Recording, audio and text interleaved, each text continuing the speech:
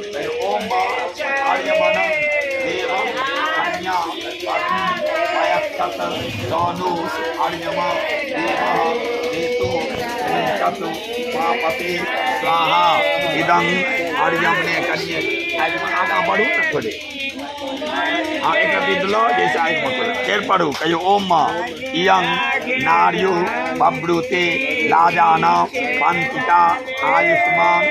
में पतिये धंता यातयो मम स्वाहा इदमग्नये। तो सर्वे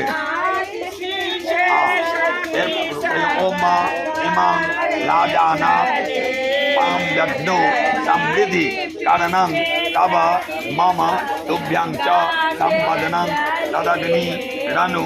मन्यता यज्ञं स्वाहा इदमग्नये।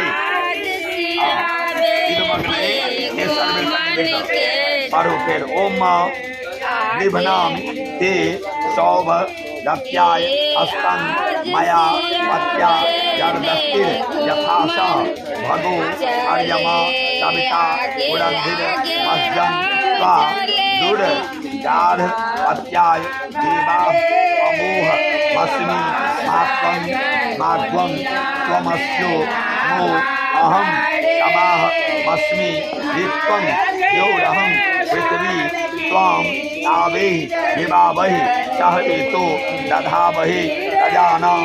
प्रजनया वहि पुत्रान् विन्दावहि बहून् ते सन्तु जगदस्त्या तं यो